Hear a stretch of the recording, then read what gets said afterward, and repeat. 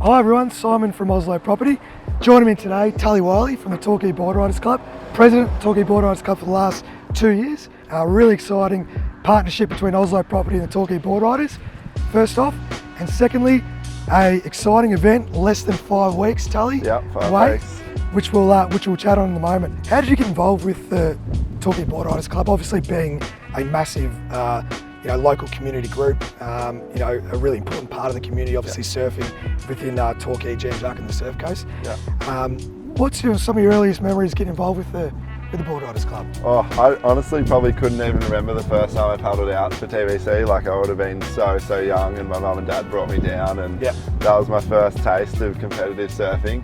And Torquay Beach? Yeah, so I think we started, my first ever event would have been at Janjuk, and they just used to throw us out in anything, so it was such a cool experience just to put on a rashie and surf against your mates and have some competitive fun. And that slowly brought me into just the love of surfing, and slowly started competing more and more, and now I'm competing on the world qualifying series, trying to qualify for the world tour. So it's a great starting point for young surfers to get involved in competitive surfing, and there's a really good pathway from junior level board riders all the way to the top level, which we see out here at Bells over Easter. And there's some awesome surfers come through the program, yourself obviously being one of them. I think you mentioned you've got the Phillip Island QS 3000 coming up next week, with Xavier Huxtable being one of them. Adam Robbo, another really successful product of the Torquay Boardriders Club, and now obviously big role with surfing Vic. And I think he's had some really big battles in Bells himself. Second out here. Second out here against, who was it? Joel Parker. Yep.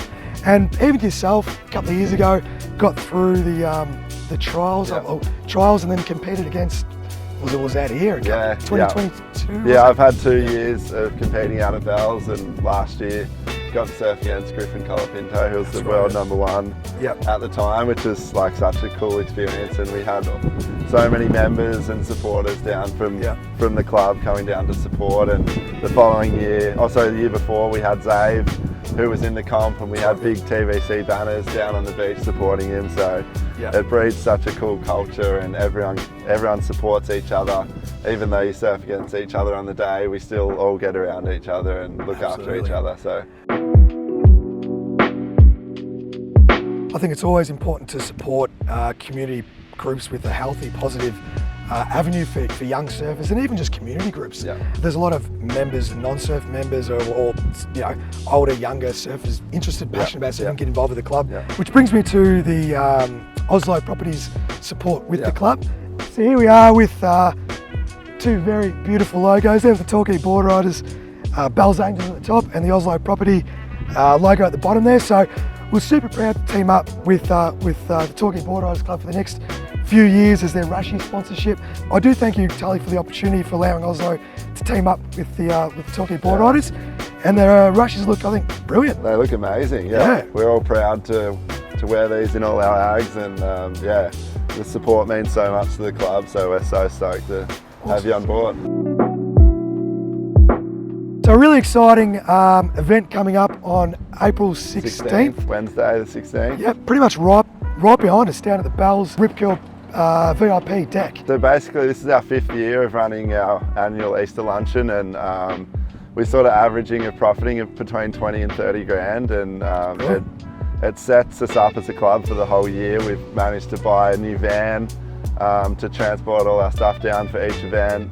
We've bought some really high quality speaker systems because we deal with some serious weather here, and we want to be able to communicate out to our surfers. So we run a lot of social events after our aggregates at Bird Rock, and put on food and nibbles for our members, and we run some pretty awesome end of year prezos for all our members to enjoy. We've sent our club up to Urban Surf to have private sessions up there, which has been super cool. It's a good junior development. And we also donate to every junior surfer that goes to the Australian titles. We donate some money to help them afford their flights, accommodation, and all that. So we're really big on supporting our junior surfers and helping them develop their career. So it's a massive help, this luncheon, and it's really changed the whole club. And And I don't think it's any coincidence that, likes of yourself and a lot of the other crew, I don't think it's a coincidence they're so successful coming through that Torquay Boardriders program. Yeah. And it couldn't be done, I think, without all the local businesses and all the local support, family, friends, getting involved and getting their wallets out and supporting what is, a major part of the community. So doing amazing work, Tali, heading it up, and every year it's getting bigger and better. Yeah. And I can't wait to attend and play my little part in the day as well, and raise some funds for the club. Yeah, have a good day. Thank you, Thank you very much for your time as well. No Awesome. worries.